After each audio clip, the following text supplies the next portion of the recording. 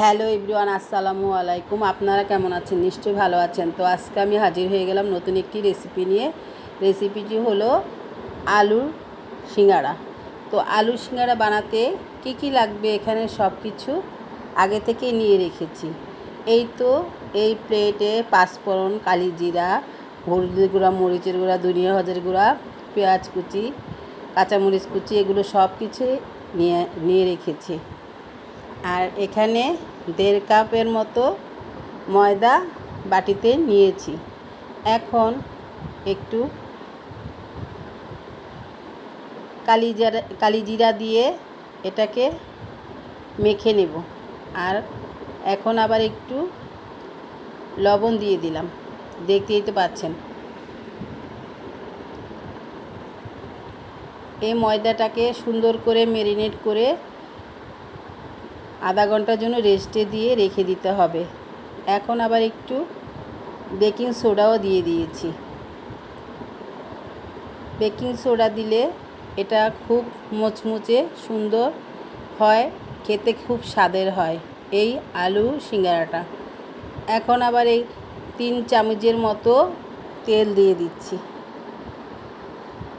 এখন সব কিছু উপকরণ শুকনো থাকতে একটু হাত দিয়ে নেড়ে চেড়ে দেখে নিচ্ছি এটা কি পানি দিয়ে গুলালে কি পারফেক্ট হবে কি না। এই তো মুঠি করে নিয়ে দেখে নিলাম। দর্শক, আপনারাও এইভাবে যদি পারফেক্ট করে ডোটা বানিয়ে রাখেন তাহলে এই আলু সিঙ্গাড়াটা অনেক ভালো হবে, অনেক মুচমুচে হবে। এই তো আমি এখন আস্তে আস্তে করে ম্যারিনেট করে নিচ্ছি ডোটাকে। আস্তে আস্তে একটু একটু করে পানি দিতে হবে, একবারে পানি দিতে যাবেন না। এই তো আমার ডোটা ম্যারিনেট করা হয়ে গেছে। এখন একটু তেল দিয়ে আধা ঘন্টার জন্য রেস্টে দিয়ে দিব। দেখতেই তো পাচ্ছেন।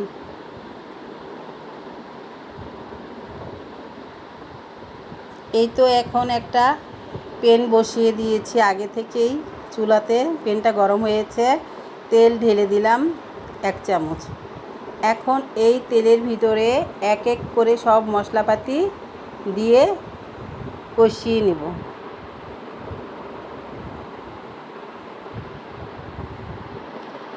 এখানে কালিজিরা নেওয়া ছিল 1 চামচ, হাফ চামচ দিয়েছি ময়দার ভিতরে, আর হাফ চামচ এখানে রেখে দিয়েছিলাম।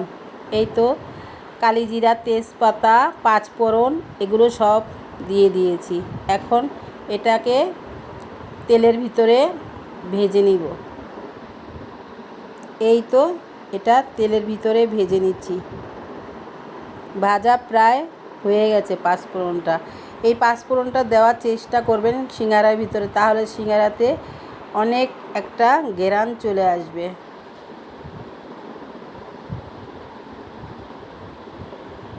হোটেলে যেই ঘ্রাণটা পাওয়া যায় সেই ঘ্রাণটাই এই সিঙ্গারার থেকে পাওয়া যাবে যদি পাঁচফোড়নটা ঠিকমতো দিতে পারেন।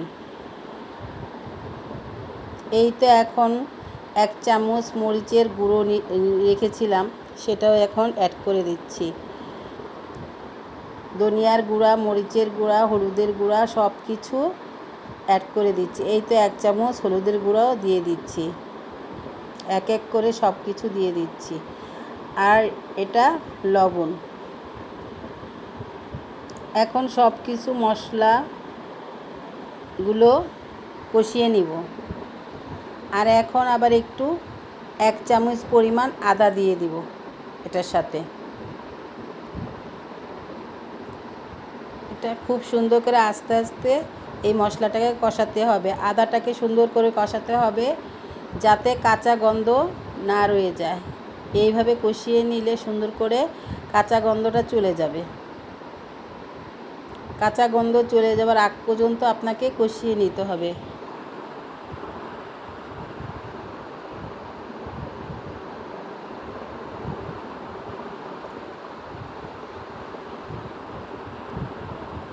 এই তো আমার আদা, হলুদ, মরিচ, মশলা সব কষানো হয়ে গেছে।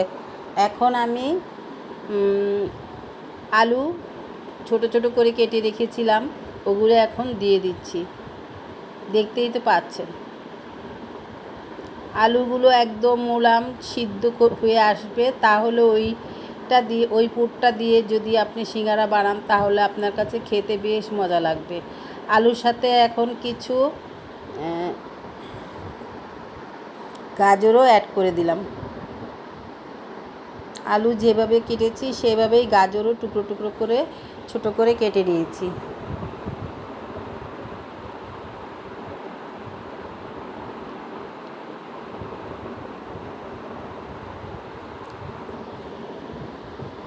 এই তো আমি এখন উল্টিয়ে পাল্টিয়ে গাজর আর আলু কষিয়ে নিচ্ছি। এখন হাফ বাটি পানি দিয়েছি এটা ভালোভাবে সিদ্ধ হওয়ার জন্য। আমার কষানোটা হয়ে গেছে, এখন একটু ঢেকে দিব সিদ্ধ হওয়ার জন্য। এই তো দেখুন কি সুন্দর প্রায় সিদ্ধ হয়ে এসেছে।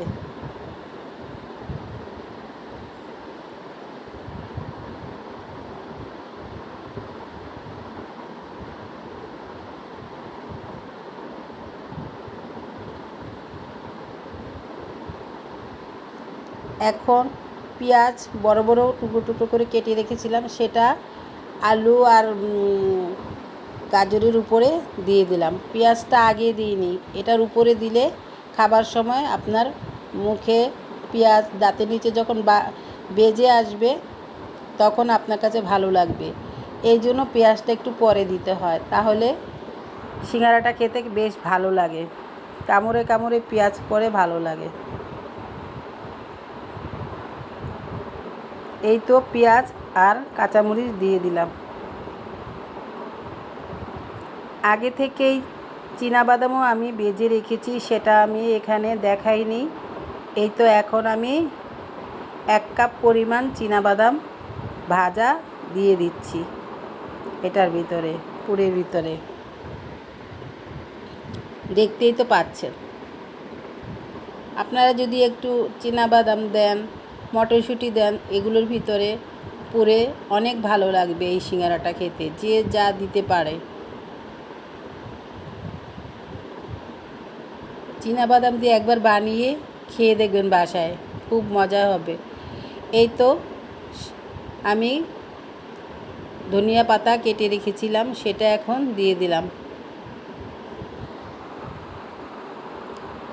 ধনিয়া পাতাটা দিলে এটার স্মেলটা ভালো আসবে, এর জন্য ধনিয়া পাতাটাও দিতে হবে।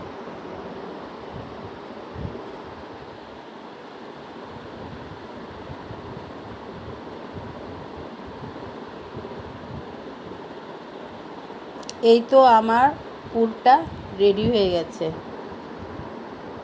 এই তো আমার খামিরটাও রেডি হয়ে গেছে। এখন আমি গোল গোল করে এটাকে বেলে নেব।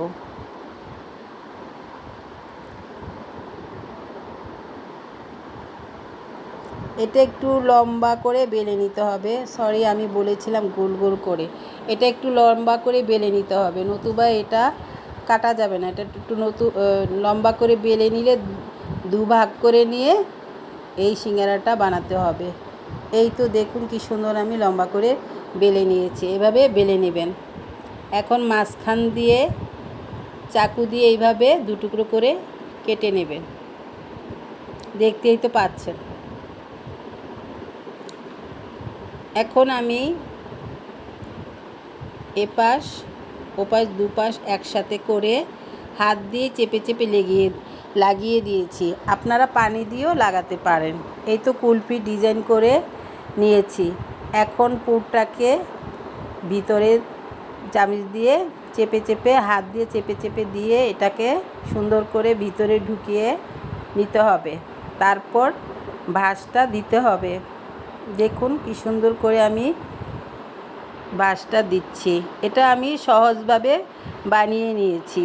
এটা আরেকভাবেও বানানো যায়, দুভাবেই বানানো যায়। আমি একটু সহজ করে বানিয়ে নিলাম। এভাবেও বানিয়ে খেয়ে দেখতে পারেন।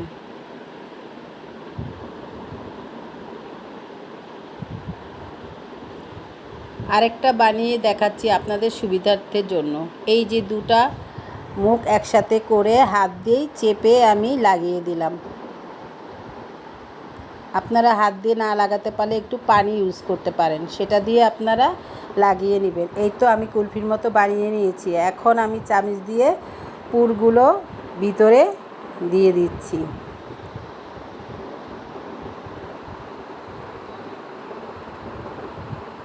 বেশি করে পুর দিতে হবে, নতুবা সিঙ্গারা ভালো হবে না। এখন আমি চেপে চেপে নিয়ে এই তো হালকার ভিতরে আমি দু সাইড একসাথে করে টিপে টিপে একসাথে করে নিয়েছি। এইতে দেখুন কি সুন্দর আমার সিঙ্গারা হয়ে গেছে।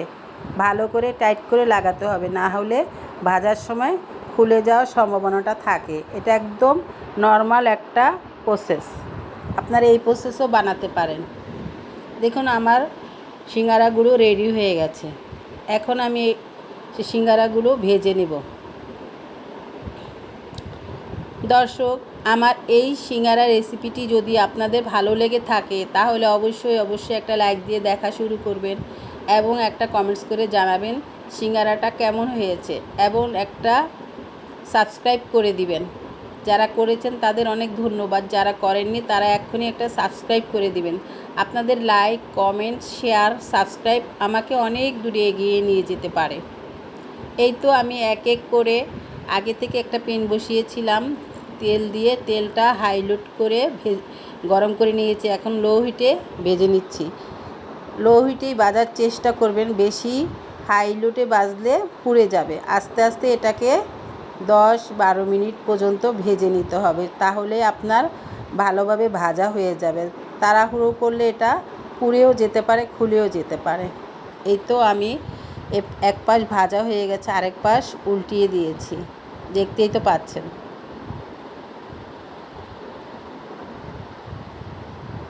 দেখুন কি সুন্দর কালার চলে আসছে। এই তো আমার সিঙ্গারাটা হয়ে গেছে। আল্লাহ হাফেজ।